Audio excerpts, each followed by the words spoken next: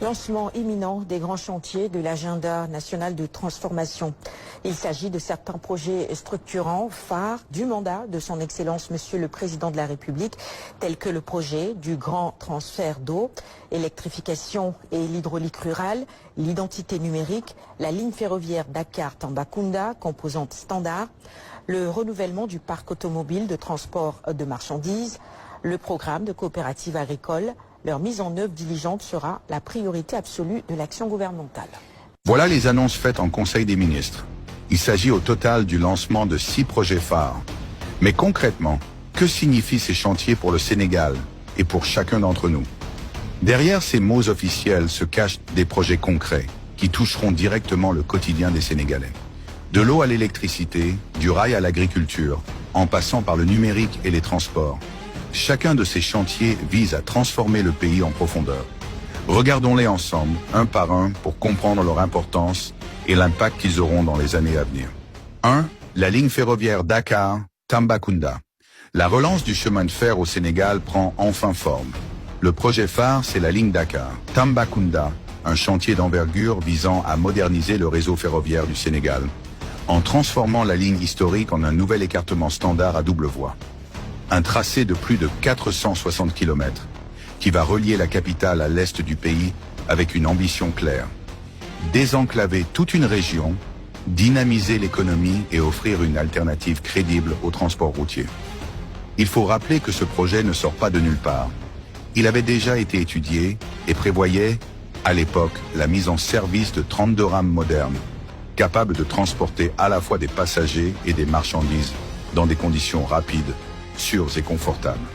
Son coût avait été estimé à environ 1200 milliards de francs CFA, un investissement colossal à la hauteur de l'importance stratégique de ce chantier. Car aujourd'hui, se rendre de Dakar à Tambacounda par la route, c'est un trajet long, coûteux et parfois dangereux. Les marchandises prennent des jours pour arriver, les camions surchargés abîment nos routes et la sécurité laisse souvent à désirer. Avec le train, tout change.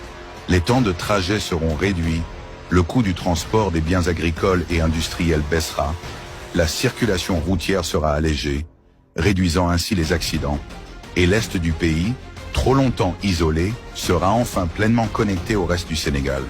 Au-delà du transport, cette ligne ferroviaire va créer une nouvelle dynamique économique. Les gares, les services, les zones de stockage et de commerce qui verront le jour autour de la voie ferrée généreront des milliers d'emplois directs et indirects. C'est donc bien plus qu'un train. C'est un levier de transformation nationale, une colonne vertébrale pour relier les Sénégalais entre eux et soutenir la croissance. Mais ces chiffres datent. Pour relancer le projet aujourd'hui, il faudra forcément une mise à jour des données et probablement une nouvelle étude technique et financière afin de l'adapter aux réalités actuelles. 2. Le grand transfert d'eau, GTE. L'eau, source de vie, est devenue une priorité nationale. Le grand transfert d'eau du lac de Guiers vers Dakar, Thiès, Mbour et Touba est bien plus qu'un projet. C'est une révolution hydraulique. À travers d'imposantes canalisations, véritables autoroutes de l'eau, ce chantier stratégique vise à acheminer des volumes d'eau considérables pour répondre aux besoins croissants de ces régions. Le coût global du projet est estimé à 3 500 milliards de francs CFA. Un investissement colossal pour assurer un accès durable à l'eau potable pour près de 15 millions de Sénégalais d'ici 2029. Mais ce projet, ce n'est pas seulement des chiffres ou des canalisations gigantesques. C'est une transformation réelle du quotidien des Sénégalais. D'abord, l'approvisionnement en eau potable sera sécurisé. Fini les pénuries récurrentes. Les foyers, les écoles, les hôpitaux auront une eau fiable, disponible en continu. Ensuite, la santé publique s'améliorera. Moins d'eau insalubre signifie moins de maladies liées à l'eau et des communautés plus fortes et plus résilientes. Le projet soutiendra aussi l'agriculture. Avec un réseau d'irrigation moderne, les terres pourront produire davantage, sécurisant l'alimentation et renforçant la souveraineté alimentaire du pays. Enfin, c'est un moteur économique. Des milliers d'emplois seront créés directement sur les chantiers et indirectement autour des activités générées par le réseau, offrant aux jeunes et aux familles de nouvelles opportunités. 3. Électrification et l'hydraulique rurale.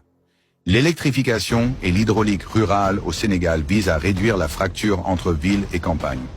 Ce projet est au cœur des priorités du gouvernement pour améliorer durablement la vie des populations. Ainsi, des milliers de villages auront accès à l'électricité et à l'eau potable. Fini le manque de lumière pour étudier le soir ou l'eau incertaine pour cuisiner et boire. Chaque foyer pourra bénéficier de services de base fiables et constants. Le projet s'appuiera probablement sur l'expérience des initiatives actuelles, comme le Programme d'urgence de développement communautaire, PUDC, l'Agence sénégalaise d'électrification rurale, ASER, et le Programme national d'urgence d'électrification rurale, qui ont déjà montré l'impact positif de telles infrastructures sur les communautés. 4. Identité numérique. Le Sénégal se prépare à entrer dans l'ère du numérique sécurisé grâce au projet d'identité numérique, porté par la stratégie du New Deal technologique. Ce système permettra à chaque citoyen de disposer d'une identité sécurisée et inclusive, essentielle pour participer pleinement à la vie numérique du pays. Concrètement, il s'appuie sur des données numériques fiables et une carte d'identité biométrique garantissant une authentification sûre pour tous les services en ligne. Fini les longues démarches administratives.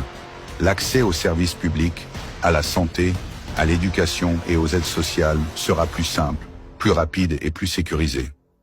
Mais l'identité numérique va au-delà de la praticité. Elle est un levier de modernisation de l'administration, un outil pour accélérer la transformation digitale du Sénégal et renforcer la confiance dans les systèmes publics. 5. Le renouvellement du parc automobile de transport de marchandises. Le transport de marchandises au Sénégal est au cœur de l'économie, mais une grande partie du parc automobile est vieillissante, peu fiable et coûteuse à entretenir. Le projet de renouvellement du parc automobile de transport de marchandises vise à moderniser ce secteur stratégique. L'objectif est clair, remplacer progressivement les véhicules anciens par des camions neufs, plus performants et plus respectueux de l'environnement. Cela permettra de réduire les coûts de transport, d'améliorer la sécurité routière et de rendre le transport plus fiable pour les commerçants et les entreprises. Au-delà de la logistique, ce projet est un levier pour stimuler l'économie locale. Moderniser les transports, c'est faciliter l'acheminement des produits agricoles et industriels, réduire les pertes et renforcer la compétitivité du Sénégal sur le plan national et régional. 6. Le programme de coopératives agricoles. Le Sénégal met désormais l'accent sur un pilier essentiel du développement. L'agriculture organisée autour de coopératives. Le programme de coopératives agricoles vise à regrouper les producteurs pour leur permettre de mieux se structurer, d'accéder à des équipements modernes et de bénéficier d'un meilleur encadrement technique.